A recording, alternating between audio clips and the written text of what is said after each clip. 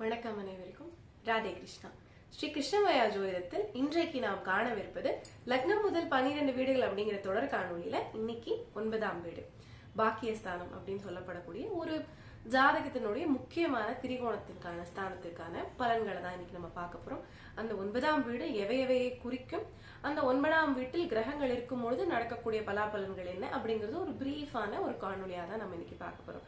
இதுவரை நீங்க நம்மளுடைய தொடர் காணொலியான லக்னம் முதல் 12 வீடுகள் பார்க்கல அப்படின்னா அதையும் பார்த்துட்டு வந்துருங்க. இன்னும் கொஞ்சம் டீட்டெயிலா நம்ம என்ன சொல்ல வரோம் அப்படிங்கிறது உங்களுக்கு புரியும். இப்பொழுது 9ஆம் வீடு. 9ஆம் வீடு அப்படிங்கறதே பாத்தீங்க அப்படின்னா நம்மளுடைய பாக்கியத்தை குறிக்கக்கூடியது. திரிகோணத்தினுடைய மிக முக்கியமான ஸ்தானம். திரிகோணத்தை பத்தி படிச்சிருந்தீங்க அப்படின்னாலும், நம்ம திரிகோணம் வீடியோ பார்த்திருந்தீங்கனாலும் உங்களுக்கு புரிஞ்சிருக்கும். ஜென்மம், அனுஜென்மம், திரிஜென்மம்னு சொல்லப்படக்கூடிய இந்த திரிகோணத்தில் 9ஆம் வீடு நம்மளுடைய பாக்கியத்தை மிக மிக முக்கியமாக குறிக்கக்கூடிய வீடாக இருக்கும். தர்மத்தை குறிக்கக்கூடியதாக இருக்கும். 9-10 கனெக்டிவிட்டி தான் தர்ம கர்மாதிபதி யோகம். அதே போல உங்களுடைய தர்மம் என்ன, நீ எதை செய்ய பிறந்திருக்கிறாய் அப்படிங்கிறது எல்லாமே அதை செய்வதற்கு 10ஆம் இடம் கர்மாவை சொல்லணும்னா, அந்த கர்மாவை செய்ய உனக்கு என்ன பாக்கியம் இருக்கிறது, அதை நீ சரியா செஞ்சு முடிச்சிருவியா, அதுக்கு உனக்கு ஏதாவது ஹெல்ப் கிடைக்குமா, இல்ல தடை தாமதங்கள் கிடைக்குமா. ஏன்னா அதிர்ஷ்டம் அங்கிருந்து தான் வருது அப்படின்னா அதிர்ஷ்டம் அல்லாத விஷயங்களும் நமக்கு அங்கிருந்து தான் வரும் இல்லைங்களா. சோ அது எல்லாமே எப்படி இருக்கு, குலதெய்வ அருள் எப்படி இருக்கு, உங்களுடைய வம்சாவளி எப்படி இருக்கு. ஏன்னா 1, 5, 9ல இருந்து தந்தையினுடைய பாட்டனார், அவருக்கு பாட்டனாருங்கிற லைனேஜும் நம்மளால எடுக்க முடியும். சோ 9ஆம் இடம் நல்லா இருக்கும்போது ஒரு நல்ல லைனேஜ் இருக்கு அல்லது நல்ல லைனேஜ் இல்ல, குலதெய்வ அருள் இருக்கா இல்லையா, அதுல ஏதாவது. ஏன்னா 5ஆம் இடம் தான் முக்கியமா குலதெய்வத்தை குறிக்கும்னாலும் 9ஆம் இடத்துலயும் குலதெய்வ அருளை பெற்றுக்கொள்ளக்கூடிய பாக்கியம் இந்த ஜாதகத்திற்கு இருக்குதா இல்லையா அப்படிங்கிறது 9ஆம் இடம் குறிக்கக்கூடியதாகவே இருக்கும். 9ஆம் இடத்தின் மிக முக்கியமான உயிர் உறவு அப்படிங்கிறது நமக்கு தந்தையாக சொல்லப்படக்கூடியது. நார்த் இந்தியன் டைப் ஆஃப் ஜாதக முறையில 10ஆம் இடத்தை தான் தந்தைக்குன்னு சொல்றாரு அப்படின்னாலும், நம்மளுடைய தமிழ் வேத ஜோதிட நூல் படி, நம்மளுடைய பாரம்பரியப்படி, நம்மளுடைய தமிழ் வேத ஜோதிட முறைகள் படி நம்ம படிக்கிறது அப்படின்னு பாத்தீங்கன்னா 9ஆம் இடம் தான் தந்தையை குறிக்கும் அப்படின்னு அது கரெக்டாவும் ஒர்க் அவுட் ஆகுது. நம்மளுடைய முறைப்படி நம்ம அப்படிதான் ஃபாலோ பண்றோம். தந்தை நமக்கு எந்த அளவுக்கு ஹெல்ப்ஃபுல்லா இருப்பாரு, ஏன்னா நம்ம தந்தை யாருங்கிறத நம்ம டிசைட் பண்றது இல்ல. தந்தை நமக்கு கிடைக்கிறது எப்படி, நம்மளோட நல்ல தந்தை கிடைக்கிறது நம்மளோட அதிர்ஷ்டமும், அதே போல 9ஆம் இடத்தில் கிடைக்கக்கூடிய நன்மை தீமைகளும் இந்த அதிர்ஷ்டம் மாதிரியே தான். அதிர்ஷ்டம்னே சொல்லலாம், பாக்கியத்தையே குறிக்கும். உங்களுடைய பாக்கியங்கள் என்னென்ன பாக்கியத்தை அடைய நீங்கள் பிறந்திருக்கிறீர்கள் அப்படிங்கிற எல்லாமே இந்த 9ஆம் இடத்தை பொறுத்து உங்களுக்கு கிடைக்கக்கூடியதாக இருக்கும். சரி, தந்தை 9ஆம் இடத்துல இருந்து பார்த்துட்டோம், பாக்கியம் 9ஆம் இடத்துல இருந்து பார்த்துட்டோம். வேற என்னென்னலாம் 9ஆம் இடத்துல இருந்து வரும், உயர் கல்வி அப்படிங்கறது 9ஆம் இடத்துல இருந்து வரும். நல்ல நண்பர்கள் கிடைப்பாங்களா அப்படிங்கறது சில நிலையில 9ஆம் இடத்துல இருந்து வரும். மனைவி அமைந்த பிறகு மனைவியினுடைய குடும்பம், மனைவியினுடைய 2ஆம் கட்ட குடும்பம், அந்த 2ஆம் கட்ட குடும்பம் மனைவிக்கு கீழே பிறந்திருக்கக்கூடிய மனைவியினுடைய மைத்துனர் மற்றும் சகோதர மச்சினி, இந்த மாதிரியான சகோதரத்துவம் உங்களுக்கு எந்த அளவுக்கு பயன் தரக்கூடியது, அப்படி எப்படி இருக்கு அப்படிங்கறத பார்ப்போம். தந்தை, பெரியப்பா, சிற்றப்பா, தந்தையினுடைய தந்தை, இப்படிப்பட்ட பாட்டனார் வழியிலான உறவுகள், தந்தை வழியிலான உறவுகளால் என்ன நன்மை நடக்க போகிறது இல்ல என்ன கெடுதல் நடக்க போகிறதுங்கிறதும் 9ஆம் இடத்துல இருந்து தெரிய வரும். உங்களுடைய மேல் படிப்பு என்னவாக இருக்க போகுதுன்னா 2 ஆரம்ப கல்வி, 4 பட்டப்படிப்பு. பட்டப்படிப்பிற்கு மேல் இப்ப ரிசர்ச் படிக்கணும், PhD பண்ணணும் அல்லது அதற்கு மேலும் படித்து நிறைய விஷயங்களை கொண்டு போகும்போது அதை 9ஆம் இடமே குறிக்கக்கூடியதாக இருக்கும். சோ இப்படிப்பட்ட விஷயங்கள் தான் நம்ம மெயினா 9ஆம் இடங்கள்ல இருந்து எடுக்கக்கூடியதாக இருக்கும். உங்களுடைய பாக்கியதையும் குலதெய்வ அருளும் இதுல ரொம்ப முக்கியம். அதே போல தந்தையினுடைய உறவு அப்படிங்கறத பார்த்தோம். சரி, இங்கே கிரகங்கள் நிற்க என்ன பலன் தரும் அப்படிங்கறத இப்ப நம்ம பார்க்கலாம். 9ஆம் இடத்தில் சூரியன். 9ஆம் இடத்தை பொறுத்தவரை காரகோபாவக நாஸ்திப்படி சூரியன் அங்கே இருப்பது சிறப்பென்பது சொல்வதற்கு ஆகவே ஆகாது. அதுவும் தனிப்பட்ட முறையில சூரியன் அங்க இருந்தார் அப்படின்னா தந்தையால கிடைக்க வேண்டிய எந்தவித நன்மையுமே கிடைக்காத அளவுக்கு அது ஒரு பிரச்சனைக்குரிய இடம் தான் அப்படிதான் சொல்லணும். தனித்து 9ஆம் இடத்தில் சூரியன் இருப்பது தந்தைக்கு ஆபத்து, அல்லது தந்தை இல்லாமல் வளர வேண்டிய அவசியம், அல்லது தந்தை இருந்தும் இல்லாத மாதிரியான நிலைமை. அதாவது தந்தையினுடைய அதாவது ஒரு தந்தையினுடைய கடமை ஒரு பிள்ளையினுடைய வளர்ப்புலங்கிறது ரொம்ப பெருசு. அவரை பார்த்துதான் குழந்தை வளருது. எப்படி தாயினுடைய அரவணைப்பும் பாசமும் முக்கியமோ அதுக்கு ஈக்குவலண்டா சில இடங்கள்ல ஜாஸ்தியா கூட தந்தையினுடைய இருக்குங்கிறது நம்ம எல்லாருக்குமே தெரியும். ஆனா இது எதுவுமே கிடைக்காமல் தான் அந்த குழந்தை வளர வேண்டும் அப்படிங்கிற மாதிரியான ஒரு சிச்சுவேஷனை இது ஏற்படுத்தியது. காரகோபாவக நாஸ்திப்படி 9ஆம் இடத்தில் சூரியன் இருப்பது தந்தையால் பிரயோஜனம் இல்லாத தன்மை, தந்தையினுடைய கைடன்ஸ் இல்லாத தன்மை மற்றும் தந்தையினுடைய வர்க்கத்தினால் நன்மை இல்லாத தனமும் சேர்த்து கொடுத்துவிடும். எந்த ஒரு அமைப்பிலையுமே 9ஆம் இடத்தில் தனித்து சூரியன் இருப்பதை சிறப்பென்று சொல்லலாகாது. இல்ல ஒரே ஒரு பிளஸ் பாயிண்ட் என்னன்னா, நம்ம ஆல்ரெடி சொன்ன மாதிரி 36 to 38% பேருக்கு சூரியன் எங்க இருந்தாலும் கூடவே புதன் இருந்துரும். சோ புதன் கூட இருந்தாலும், முக்கூட்டு கிரகங்களான புதன் சுக்கிரனோட சேர்ந்து சூரியன் இருந்தாலும் இது வந்து தோஷம் என்று ஆகாது. இல்லைன்னா இது வந்து கண்டிப்பா தோஷம் மாதிரி தான், கிட்டத்தட்ட தந்தையால் நன்மை இல்லை அப்படிங்கிற அளவுக்கான ஒரு தோஷம் அப்படின்னு தான் இது நம்ம கன்சிடர் பண்ணணும். அடுத்ததாக 9ஆம் இடத்தில் சந்திரன் இருப்பது. 9ஆம் இடத்தில் சந்திரன் இருக்கிறது எப்பொழுதுமே சந்திரனுக்கு சொல்ற மாதிரிதான் வளர்பிறை தேய்பிறையினுடைய நன்மை கொடுப்பது. எனினும் 9ஆம் இடத்தில் சந்திரன் இருப்பது மனைவி அமைந்த பிறகு அல்லது கணவன் அமைந்த பிறகு, பர்டிகுலரா ஜென்ஸா இருந்தாங்கன்னா மனைவியினுடைய வர்க்கத்தினால் பொருளாதார முன்னேற்றம், மாமனாரால் லாபம் அப்படிங்கறதெல்லாம் பாசிட்டிவா போயிடும். மனைவி சம்பாதித்து கொடுப்பது, அந்த தனம் சேருவது அப்படிங்கிற நன்மையுமே அமையும். ஒரு சில இடங்கள்ல தந்தையினுடைய வேலையும் சேர்ந்து தாயை எடுத்து நடத்த வேண்டிய அமைப்பும் 9ஆம் இடத்துல இருக்கக்கூடிய சந்திரன் கொடுக்கும். பட் இது ஒரு நெகட்டிவான வேலைன்னு சொல்ல முடியாது. தந்தை வெளியூர் வெளிதேசங்கள்ல இருப்பாரு, அம்மா தான் வந்து தந்தையினுடையதும் சேர்த்து செய்வாங்கிற மாதிரியோ அல்லது தந்தையினுடைய அரவணைப்பு கிடைக்காமலும் இருக்கக்கூடிய ஒரு தன்மையை கொடுப்பதாக இது ஆகும். இருந்தாலும் 9ஆம் இடத்தில் சந்திரன் இருப்பது ஒரு வகையில அதிர்ஷ்டமான ஒரு ஆண்டு தான். அவர் வளர்பிறையாகவோ குரு சுக்கிரன் போன்ற சுபர்களுடைய பார்வை பெற்றோ இருந்தார் அப்படின்னா கண்டிப்பாக திருமணத்திற்கு பிறகு மனைவியினுடைய குடும்பத்தினால் நிறைய லாபங்கள் இருக்கும், பெண் தோழிகளால் லாபம் இருக்கும். சோ இது வந்து ஒரு பாசிட்டிவான விஷயம் அப்படின்னு தாங்க நம்ம கன்சிடர் பண்ணோம். ஸோ சந்திரன் 9ல் இருப்பது 70% மேல நன்மையே அவர் வளர்பிறையாக இருக்கும் பட்சத்தில். அடுத்ததாக 9ஆம் இடத்தில் செவ்வாய் இருப்பது. செவ்வாய் வந்து ஒரு பாவக்கோளுங்க, அதனால அந்த வகையில அவர் திரிகோணத்தில் இருப்பது சிறப்பு மட்டுமே அப்படின்னு சொல்ல முடியாது. இருப்பினும் சுபர் வீடாக இருக்கும் பட்சத்தில் 9ஆம் இடத்தில் செவ்வாய் இருப்பது ஒரு வகையில முன்னேற்றம் தான். தர்ம கர்மாதிபதி யோகமும் சேர்ந்து அமைஞ்சது அப்படின்னா செவ்வாய் 9ஆம் இடத்துல இருக்கிறது பெரிய கெடுதல் சொல்ல முடியாது. இருப்பினும் தந்தை அதிக கோவக்காரராக இருப்பது, அதனால சில செவ்வாய் வந்து பாவிகள் இருக்கிற இடத்த கொஞ்சம் நசிக்க செய்வார்கள் சில இடங்கள்ல. சோ அந்த மாதிரியான அமைப்புல செவ்வாய் வந்துன்னா சில சிக்கல்கள் ஏற்படும். சுபராக செவ்வாய் அந்த இடத்துல சுபர் தொடர்போடு சுபர் வீடாக இருந்து நல்ல நிலைமையில இருந்தா திருமணத்திற்கு பிறகு கணவனுடைய கூட பிறந்தவர்கள் அல்லது மனைவியினுடைய கூட பிறந்த ஆண் சகோதரர்களால, அது பர்டிகுலரா ஸ்பௌஸோட கூட பிறந்த ஆண் சகோதரர்களால நன்மை அமையக்கூடிய அமைப்பு அப்படிங்கிறது ஏற்படும். சுறுசுறுப்பான தந்தையை கொடுக்கும். இதுவே வந்து அவர் அங்க கெட்டு போயிருந்தார் அப்படின்னா அதீத கோவக்கார தந்தை, அங்கிருந்து நன்மை வர முடியாத நிலைமை, இதோட சனி எல்லாம் சேர்த்துட்டாருன்னா தந்தைக்கும் மகனுக்கும் ஜென்ம பகை அப்படிங்கிற அமைப்பெல்லாம் கூட கொண்டு வந்துடும். எப்பொழுதுமே திரிகோணத்தில் சுபர்கள் இருப்பது சிறப்பு, பாவிகள் இருப்பதை சிறப்புன்னு எடுத்துக்க முடியாது. சோ அந்த வகையில லைனேஜ்ல சில ப்ராப்ளம்ஸ், பூர்வ புண்ணிய கர்மாவில் இருக்கக்கூடிய, ஏன்னா பூர்வ புண்ணியத்தை குறிக்கக்கூடிய இடம்ங்கிறது பூர்வ பாவத்தையும் குறிக்கும்னு நம்ம 5ஆம் இடத்துக்கே பார்த்திருக்கோம். அதே மாதிரி பாக்கியத்துல பிளஸ் ஆன பாக்கியங்களும் சிலது இருக்கும், சிலது நெகட்டிவாவும் இருக்கும். எனக்கு தெரிந்த ஒரு கும்ப லக்னக்காரர், இவருக்கு 9ஆம் இடத்தில் சனி உச்சம், சுக்கிரனும் செவ்வாயும் பரிவர்த்தனை, 9, 10ஆம் அதிபதிகள். இது தர்ம கர்மாதிபதி யோகம் உள்ள ஒரு ஜாதகம் தான். பிளஸ் லக்னாதிபதியான ஒரு சனி வந்து 9ஆம் இடத்தில் உச்சமாக இருப்பதுங்கிறது அதிர்ஷ்டமே. இது எந்த வகையிலும் தவறு என்று சொல்வதற்கே இல்லை. இவருக்கு தந்தை வகையில கிடைக்க வேண்டிய அதிர்ஷ்டங்களும் சில கிடைத்தது. அதாவது நல்ல படிப்பு கொடுத்தாரு, கேட்ட படிப்புலாம் படிக்க வச்சாரு, நிறைய ஹெல்ப்பும் பண்ணாரு. ஆனா இவர் என்ன பண்ணாரு அப்படின்னா ஒழுங்கா வேலைக்கு போகாம தந்தையினுடைய பணத்திலேயே வாழ்வது, தந்தையை போட்டு துன்புறுத்துவது, துன்புறுத்தியாக அது அதாவது சுகமாகவே வாழறது. ஏன்னா இது அதிர்ஷ்டம் தான், சும்மா உட்காந்து சாப்பிடுறதுங்கிறது ஒரு அதிர்ஷ்டம் தான். ஆனா அந்த அதிர்ஷ்டத்தை நெகட்டிவான வகையில அவர் யூஸ் பண்ணிக்கிட்டாரு. இதுவும் வந்து பாக்கியஸ்தானத்துல இருந்து வரக்கூடியதான். செவ்வாய் 9ஆம் இடத்துல இருப்பது 50%க்கு மேல இந்த மாதிரி நெகட்டிவான விஷயங்களை கொடுத்துருது. ஒருவேளை குரு சுக்கிரன் அல்லது வளர்பிறை சந்திரனோட தொடர்பெல்லாம் அவருக்கு அங்க கிடைச்சதுன்னா அது பாசிட்டிவ்னு எடுத்துக்கலாம். புதனோடு சேர்வதோ அல்லது சனியோடு சேர்வதோ 9ஆம் இடத்துல இருக்கக்கூடிய செவ்வாய்க்கு கிடைப்பது என்பது கண்டிப்பாக சிக்கல்களை கொடுக்கும். இருப்பினும் உக்ர தெய்வங்களுடைய வழிபாடு, முருக வழிபாடு, உக்ர சொரூபங்கள் இருக்கக்கூடிய தெய்வங்கள், காலபைரவர், அதே போல வீரபத்ரர், முருகன் பர்டிகுலரா இவர்களுடைய வழிபாடெல்லாம் 9ஆம் இடத்துல இருக்க நீங்க செய்து வரீங்க அப்படின்னா அது உங்களுக்கு பொருளாதார மேன்மையை கொடுக்கும். நிறைய இடத்துல வந்து இந்த பாசிட்டிவான விஷயங்கள் செவ்வாய்க்கு இங்க சேர்ந்துட்டாவே இதுல இருக்கக்கூடிய நெகட்டிவ் விஷயங்கள் வழிகட்டப்படும். அப்பா கோவக்காரரா இருப்பாரு, பட் சரியானவரா இருப்பாரு, அவருடைய வேலைகளை சரியா செவ்வனே செய்யக்கூடியவரா இருப்பாரு. ஏன்னா செவ்வாய் வந்து பாத்தீங்கன்னா செயல்திறனுக்குரியவர். சோ செயல்திறன் மிக்க ஒரு தந்தை அப்படிங்கிறது ஒரு பாசிட்டிவான விஷயம் தான். பட் அந்த தந்தைக்கும் மகனுக்கும் அல்லது மகளுக்குமான பிரச்சனைகளை கொடுக்கறது அப்படிங்கிறது எல்லாமே செவ்வாய் 9ஆம் இடத்துல இருக்கும் பொழுது நம்ம ஜாதகங்கள்ல நிறைய பாக்குறோம். 9ஆம் இடத்தில் தனித்து செவ்வாய் இருப்பது, அதுவும் அது பாவ வீடாக இருந்து இருப்பது சிறப்புன்னு சொல்லவே முடியாது. பாவிகளோட சேர்வது ரொம்ப டஃப்ங்க, அது ரொம்ப ரொம்ப டஃப். சோ செவ்வாய் 9ல இருக்கிறது ஒரு மாதிரி கலப்பான பலன்கள் தான், சிறப்பு என்று சொல்லல் ஆகாத ஒரு இடம்னே நம்ம எடுத்துக்கலாம். அடுத்ததாக புதன் 9ஆம் இடத்துல இருப்பது புத்திசாலியான தந்தை, தந்தையாதி வர்க்கத்தினுடைய அறிவு மேன்மை, அவர்களுடைய என்ன சொல்றது புத்திசாலித்தனத்தினாலே அறியப்பட்ட தன்மை, புத்தி சார்ந்த விஷயங்கள்ல வேலை பார்த்து அவர்கள் வைத்திருக்கக்கூடிய முன்னேற்றம்னு பாசிட்டிவான நிறைய விஷயங்களை சொல்லலாம். 9ஆம் இடத்தில் புதன் இருப்பது உங்களுக்கு மேல் படிப்பு படிக்கக்கூடிய ஒரு விஷயத்த உறுதிப்படுத்தி கொடுக்கும். ஒரு 1க்கு மேற்பட்ட டிகிரி கண்டிப்பா இவங்க படிப்பாங்க அப்படின்னு 9ஆம் இடத்தில் சுபத்துவமாக புதன் இருந்தால் சொல்லலாம். ஒரு உதாரணத்தோட சொல்லணும் அப்படின்னா, ஒரு மகர லக்னக்காரர் 9ஆம் இடத்தில் புதன் உச்சம் அப்படின்னா இவங்க கடுமையா கஷ்டப்பட்டு நிறைய படிப்பாங்க.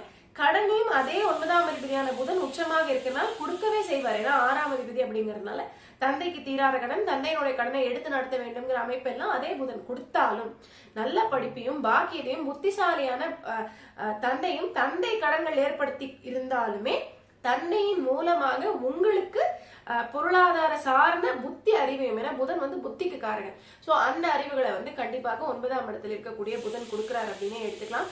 அது ஒரு மேக்சிமம் உபய வீடாக 9ஆம் இடங்களில் இருந்தால், அதாவது நீங்க சரலக்னமா இருந்து 9ஆம் இடத்தில் புதன் இருப்பது அவர் நல்ல நிலைமையில இருப்பது. ஏன்னா இப்ப பாத்தீங்கன்னா தனுசுல புதன் இருக்கிறத தவிர மிச்ச 3 இடங்களிலும் புதன் வலுக்கக்கூடிய அமைப்பு உண்டு. மற்ற எல்லா உபய வீடுகளையும் மீனத்துல அவர் நீச்சபங்க ராஜயோகம் அடைவார், மிதுனத்துல அவர் ஆட்சி அடைவார், இங்க கன்னியில இவர் உச்சம் அடைவார். இது ட்வின்ஸ் குழந்தைகள் பிறக்கக்கூடிய ஒரு தன்மையை ஏற்படுத்தி கொடுக்கும். முதல் குழந்தைக்கு பிறகு 2வது பிரசவத்திலோ அல்லது முதல் குழந்தை தவறிய பிறகு 2வது குழந்தை ட்வின்ஸாக அமைவதோ புதன் உச்சமாகவோ ஆட்சியாகவோ நீச்சபங்க ராஜயோகமாகவோ அடைந்து இருக்கக்கூடிய சரலக்னக்காரர்களுக்கு விதிக்கப்படக்கூடிய ஒரு அமைப்பாகவே இருக்கும்.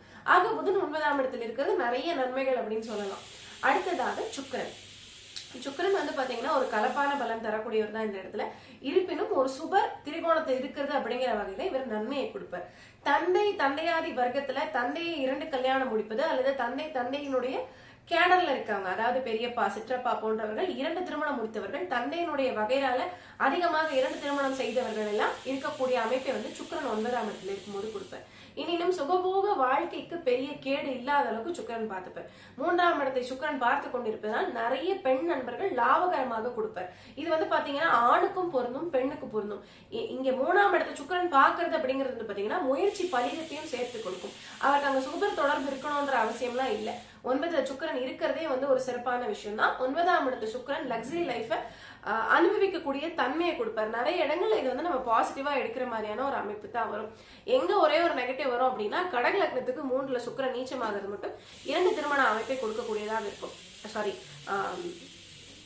3ஆம் இடத்தை சுக்கிரன் இருக்கும் பொழுது மறைவு என்றாகும். 9ஆம் இடத்தில் சுக்கிரன் உச்சமாகும் பொழுது, அதாவது கடக லக்னம் 9ஆம் இடத்தில் சுக்கிரன் உச்சம் அப்படிங்கும் பொழுது அங்க மட்டும் அவர் கண்டிப்பாக 2 திருமண அமைப்பை ஜாதகருக்கே கொடுத்து விடுவார். பொதுவாக மற்ற லக்னங்களுக்கு 9ஆம் இடத்தில் சுக்கிரன் இருப்பது தந்தைக்கோ தந்தையாதி வர்க்கத்தில் இருப்பவர்களுக்கோ 2 மனைவி அப்படிங்கிற தன்மையை கொடுக்கும்.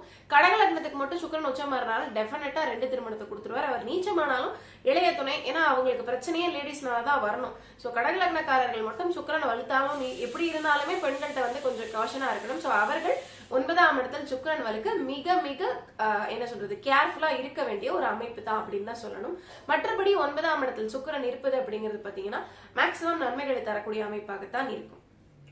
பெண்கள் சார்ந்த துறையில வேலை செய்வது அதெல்லாம் நன்மையாக கொடுக்கக்கூடிய அமைப்பு தான். சுக்கிரன் 9ஆம் இடத்தில் இருப்பது நன்மையே. அடுத்ததாக குரு 9ஆம் இடத்துல இருப்பது. குரு போன்ற சுபர்கள் எப்பொழுதுமே திரிகோணத்தின் நன்மையை தரக்கூடியவர்களா இருப்பாங்க. 1, 5, 9ல எங்க குரு உட்கார்ந்தாலுமே அவனுக்கு என்னடா 9ல குரு அப்படின்னு சொல்லுவாங்க. அது நீங்க சொல்வடையாக கேள்விப்பட்டிருப்பீர்கள். எதற்காக அப்படி சொல்வது அப்படின்னா அவர்களுக்கு பாக்கியம் நிறைந்த ஒரு வாழ்க்கை அப்படின்னு எடுத்துக்கலாம். காலபுருஷனின் 9ஆம் வீடு குருவினுடைய வீடு. அதனால எந்த ஜாதகத்துக்கு அவர் 9ஆம் இடத்துல உட்கார்ந்தாலும் நன்மை தர கடமைப்பட்டவராக ஆகிவிடுகிறார். நீங்க இப்ப கிட்டத்தட்ட ஒரு நீச்சமான குரு மகர லக்னத்துல மகர ராசியில உட்கார்ந்து இருக்கக்கூடிய குரு நீச்சமாகவே இருந்தாலும் அவர் அங்கிருந்து லக்னத்தையும் 5ஆம் இடத்தையும் பார்த்து நன்மை தர அமைப்பு தான் அவர் செய்வார். 1, 3, 5 இவர் பாத்துறதுனால லக்னம் 3ஆம் இடம் 5ஆம் இடம் சுபத்துவப்பட்டது. 1, 5, 9 திரிகோணத்துல எங்கே குரு அமர்ந்தாலும் அவர் பேசிக்கான நன்மைகளை கொடுக்கக்கூடியவராக இருப்பார். ஜாதகருக்கு கெட்ட புத்தியை கொடுக்காமல் இருப்பதற்கு இந்த குரு பார்வை மிக நன்மை தரும். இதனாலதான் திரிகோணத்துல குரு இருந்தா பெட்டர் நம்ம சொல்லிக்கிட்டே இருக்கோம். ஏன்னா லக்னத்திற்கு நேரடியாக குருவினுடைய ஒளி கிடைப்பது என்பது மிகச்சிறப்பு. இவர் தனுசுல ஆட்சியா இருக்க குருவுக்கு பலன் வேறதான், மகரத்துல நீச்சமா இருக்கக்கூடிய குருவுக்கு பலன் வேறதான். குரு அதாவது கடகத்துல குரு உச்சமா இருந்தாருன்னா அது அதிக நன்மையை கொடுக்க கூடும் தான். ஆனா எப்படி இருந்தாலுமே பேசிக்ல 9ல குரு இருக்கிறது நன்மைதான். சில இடங்கள்ல தந்தையை கொஞ்சம் மட்டுப்படுத்தும், கொஞ்சம் வந்து டவுன் பண்ணும். அப்படின்னாலும் அவர் தந்தை வந்து எந்த வகையில் அது டவுன் பண்ணும் அப்படின்னா அதிக பாரத்தை சுமக்க வேண்டும் அப்படிங்கிற ஒரு தன்மையை மட்டும் இந்த ஜாதகருடைய தந்தைக்கு கொடுத்து விடும். எப்படி பார்த்தாலுமே குரு 9ஆம் இடத்துல இருப்பது ஜாதகருக்கு நன்மையை திறக்கும். ஏன்னா ஜென்மத்தை, அதாவது லக்னத்தை ஜாதகர் அப்படி வந்து கடாட்சிக்கக்கூடிய குருவினுடைய அருள் ஒளி என்பது உங்களை தவறான விதங்களில் வழி நடத்தாமல் சரியான இடங்களில் சரியான ஒரு என்ன சொல்றது முன்னேற்ற பாதையை நகர்த்தி செல்லும். 3ஆம் இடத்திற்கும் குருவினுடைய ஒளி கிடைக்கிறது அப்படிங்கிறதுனால முயற்சிகள், நல்ல முயற்சிகள், அதாவது பாவ செயல்கள் இல்லாத மற்றவர்களுக்கும் நன்மை அளிக்கக்கூடிய, நமக்கும் நன்மை அளிக்கக்கூடிய செயல்களை செய்யக்கூடிய தூண்டுதல் வந்து அந்த குருவிற்கு இருக்கும். அதனால 9ஆம் இடத்தில் இருக்கக்கூடிய குரு நன்மை. அடுத்ததாக சனி. சனி 9ல இருக்கிறது எந்த வகையிலுமே நல்லதுன்னு சொல்லவே முடியாதுங்க. ஏன்னா அவர் வந்து தந்தையை முதல்ல கெடுத்துருவார், பாக்கியதையே குறைச்சிருவார். பொதுவாகவே நான் மிதுனத்திற்கும் ரிஷபத்திற்கும் சொல்லுவேன் லக்கு கம்மியான ராசிகள் அல்லது லக்னங்கள் அப்படின்னு சொல்லிட்டு. ஏன்னு பாத்தீங்கன்னா அவங்களுக்கு 9க்குரியவர் சனியாக ஆகிறார். அதே மாதிரி கும்பமும் பாத்தீங்கன்னா 9ஆம் இடத்துல சனி உச்சமாகறதுனால என்னதான் லக்னாதிபதியா இருந்தாலும் கஷ்டப்படக்கூடிய லக்னங்கள்ல இந்த 3 லக்னங்களும் ரொம்ப இம்பார்ட்டன்ஸா இருக்கும். ஏன்னா அவங்களுக்கு லக்கு ரொம்ப கம்மி. சோ இது வந்து பேசிக்கா காலபுருஷ தத்துவப்படியே வந்துடும். சோ உங்களோட சுய ஜாதகத்துல 9ஆம் இடத்தில் சனி அமரும் பொழுது அவர் எந்த நிலைமையில இருந்தாலுமே அவர் உங்களுடைய பாக்கியதையை குறைப்பார், உங்களுக்கு முன்னேற்றத்தை குறைப்பார், உங்களுடைய அதிர்ஷ்டத்தை குறைப்பார், மேல் படிப்புல தடைகளை கொடுப்பார், தந்தை மகன் அல்லது தந்தை மகளுக்கான உறவு நிலைகளை சிக்கல்களை கொண்டு வருவார். ஒண்ணு அவங்க 2 பேரும் ஒன்னா இருந்தா அவங்களுக்கு பிரச்சனை வந்துகிட்டே இருக்கும், அல்லது அவர்கள் 2 பேரும் ஒரே இடத்தில் இருக்க முடியாத அளவுக்கு அவர்கள் சிக்கல்களை கொடுக்கக்கூடியவராக இருப்பாங்க. சோ இந்த மாதிரியான விஷயங்கள் போய்கிட்டே இருக்கிறதுனால 9ஆம் இடத்துல சனி இருக்கிறத நன்மைன்னு சொல்லவே முடியாது. அங்க ஒரே ஒரு பாசிட்டிவிட்டி என்னன்னா 9ல் அமர்ந்து அவர் லாபஸ்தானத்தை பார்த்து கொண்டிருப்பார். சோ லாபத்தை சனி பார்க்கும் பொழுது கடினமாக உழைத்து தான், ஏன்னா 3ஆம் இடத்திற்கும் சனியினுடைய பார்வை கிடைச்சிடும், லாபஸ்தானத்துக்கும் சனியினுடைய பார்வை கிடைச்சிடும். சோ அந்த வகையில 6, 3, 11 அப்படிங்கிற உபஜயஸ்தானத்திற்கு சனியினுடைய பார்வை கிடைப்பதுனா இவ்வளவு கஷ்டங்களையும் தாண்டி கடினமாக உழைத்த ஜாதகர் முன்னேறுவார் அப்படிங்கிற கேரண்டி வேணா சனிக்கு சுபர் தொடர்பு கிடைக்கும் பொழுதோ லக்னம் நன்மையாக இருக்கும் பொழுதோ நம்ம சொல்லலாம். ஆனாலும் 9ஆம் இடத்தில் இருப்பது பாக்கியதை குறைக்கும் அப்படிங்கிறதுல எந்தவித ஒரு என்ன சொல்றது டவுட்டுமே கிடையாது. சிறப்பென்று ஸ்லாகிக்கல் ஆகாது. எனினும் இவர்கள் தோற்று போவர்கள் இல்லை. கடினமாக உழைக்க தயாராக இருக்கும் பொழுது நிச்சயமான முன்னேற்றங்களையும் பதவி உயர்வுகளையும் கண்டிப்பாக சந்திக்கும். கடைசியாக 9ஆம் இடத்தில் ராகு கேதுக்கள். சோ ராகு கேது பாத்தீங்கன்னா நம்ம 3ஆம் இடத்திற்கு பேசும்பொழுது பேசின சில பாயிண்ட்ஸ் நீங்க கன்சிடர் பண்ணணும். பிகாஸ் ராகு கேது எப்பொழுதுமே ஒரு ஆக்சிஸ், அவர்கள் தனித்து இயங்குவதில்லை. இரண்டு வீடுகளில் அவர்கள் இருவரும் அமர்ந்து இயக்கி கொண்டிருக்கிறார்கள். சோ அந்த வகையில 9ஆம் இடத்தில் ராகு கேது இருப்பது என்பது 9ல் கேது அமர்ந்தால் தந்தை வந்து தத்துவ ஞானத்தை புரிபவராக அல்லது வந்து இறை ஆண்மை சார்ந்தவராக ஸ்பிரிச்சுவல் பர்சனா கொடுக்கும். ஆனா என்னன்னா தந்தையினால பிள்ளைக்கு பிரயோஜனம் இல்லாம பண்ணிடும். பித்து பிடித்த தந்தையை கொடுக்கும். என்ன சொல்றது பொறுப்பெடுத்துக்க தயங்கக்கூடிய தன்மையை கொடுப்பது என்பது கேது. பித்து நிலையை கொடுப்பது கேது. சன்னியாச தன்மையை கொடுப்பது என்பது கேது. சோ நிறைய இடங்கள்ல இது என்ன ஆயிரும் அப்படின்னா இந்த இறையாண்மைன்னு இருக்கிறது ஒண்ணுதான் அதுல பாசிட்டிவ். அது சில இடங்கள்ல நடக்கும். அதுவும் கேது சுபத்துவமாக இருந்து சுபர் தொடர்புல இருந்ததுன்னா. இல்லைன்னு பாத்தீங்க அப்படின்னா அந்த இடத்துல கேது வந்து பாருங்க உங்களுக்கு வந்து தந்தையால் பிரயோஜனம் இல்லை அப்படிங்கிற தன்மையவே கொடுக்க செய்கிறார். சோ கேது வந்து 9ஆம் இடத்துல இருக்கிறது எந்த வித பாசிட்டிவ்னும் சொல்ல முடியாது. ஆனால் 3ஆம் இடத்தில் இருக்கக்கூடிய ராகு இதுக்கு ஈடு கட்டுவது விதமாக உங்களை முயற்சிகள் செய்ய வைத்து அதனால் தூண்டி நிறைய விஷயங்களை முன்னோக்கி செல்லறதுக்கு யோசிக்க வைத்து அதுல இருந்து முன்னேற்றங்களை கொடுப்பார். சோ ராகு கேதுனுடைய இந்த ஆக்சிஸ்ல ஒண்ணு வந்து டிஃபால்ட்டா நமக்கு பிரச்சனை தான். குலதெய்வ நன்மை இல்லாமல் செய்யும், குலதெய்வ அருள் இல்லாமல் செய்யும், தந்தையினுடைய அரவணைப்பு இல்லாமல் செய்யும். இது ஒரு வகையில பால அரிஷ்ட தோஷமா வந்துடும். ஆயுள் கண்டங்கள் சில இடங்கள்ல மனைவிக்கு கொடுக்கும் அல்லது கணவனுக்கு கொடுக்கும். சோ இதெல்லாமே வந்து பாத்தீங்கன்னா ஒரு மாதிரி நெகட்டிவ் தான். பட் 3ஆம் இடத்துல இருக்கக்கூடிய ராகு இங்க அடைஞ்ச நெகட்டிவ்க்கு கொஞ்சம் ஈடு கட்டுற மாதிரி சில முயற்சியினால் முன்னேற்றம் அப்படிங்கறத கொடுப்பார். ஒரே விஷயம் என்ன அப்படின்னா 9ல அதீதமான சுபத்துவமான கேது இருக்கும் பொழுது ஒரு ஸ்பிரிச்சுவலான தந்தையை வந்து கொடுப்பார். அவ்வளவுதான் அதுல பாசிட்டிவிட்டி. அந்த ஒரே ஒரு பாயிண்ட் தான் பாசிட்டிவிட்டி. இது எதுவுமே நன்மைன்னு சொல்லவே முடியாது. இதே கேது 3ஆம் இடத்திலும், ராகு 9ஆம் இடத்திலும். 9ஆம் இடத்தில் ராகு அப்படி எடுத்தீங்க அப்படின்னு பாத்தீங்கன்னா தந்தை பேராசை உடையவராக இருப்பார். தந்தையாரி வர்க்கத்தால் சொத்து சிக்கல்களையும் பொருளாதார சிக்கல்களையும் சந்திக்கும் மாதிரி ஆயிடும். ஸோ எப்படி பார்த்தாலுமே பாவக்கோள்கள் திரிகோணத்துல அமரவே கூடாதுங்க. ஸோ அந்த வகையில 3ஆம் இடத்தில் கேது உட்கார்ந்தார் அப்படின்னா இன்னும் சுத்தம், அவர் முயற்சி தடையும் சேர்த்து கொடுத்துருவார். ஸோ இது தந்தை உறவையும் கெடுக்கும், நம்மளுடைய முயற்சியும் கிடைக்கும், நமக்கு நல்லா இல்லாத ஃப்ரெண்ட்ஸை கொடுத்துரும். இது ஒரு மாதிரி நல்லதுன்னு சொல்றதுக்கு ஆகவே ஆகாது. சில நிலைமைகள்ல ஷேர் மார்க்கெட்னுடைய நுண்ணறிவிற்கு இது கொஞ்சம் ஹெல்ப் பண்ணும். 9ஆம் இடத்து ராகு அப்படின்னு எடுத்தா கூட அதையுமே சிக்கல்கள் தான் நிறைய வருது. ஸோ 9ஆம் இடத்தில் ராகு கேதுக்கள் இருக்கவே கூடாது, நெகட்டிவான பாயிண்ட் தான் கொடுக்கும் அப்படிங்கறத தெரிஞ்சுக்கணும் நம்ம. ஸோ இப்போ வரைக்கும் நம்ம 9ஆம் இடம் என்பது என்ன, அதனுடைய மேன்மை என்ன, எந்தெந்த கிரகங்கள் அமரலாம், எந்தெந்த கிரகங்கள் அமரக்கூடாது என்கிறத பத்தி ஒரு பிரீஃபான ஒரு காணொலி பார்த்திருக்கோம். மேக்சிமம் திரிகோணத்துல பர்டிகுலரா 1, 5, 9 இந்த திரிகோணத்துல பர்டிகுலரா 9ஆம் இடத்துல சுபர்கள் அமர்வதே சிறப்பு என்று கூறி மற்றொரு காணொலியில் உங்களை சந்திக்கும் வரை உங்களிடமிருந்து விடைபெறுவது உங்களுடைய ராஜலட்சுமி நாராயணன். நன்றி, வணக்கம். ராதே கிருஷ்ணா.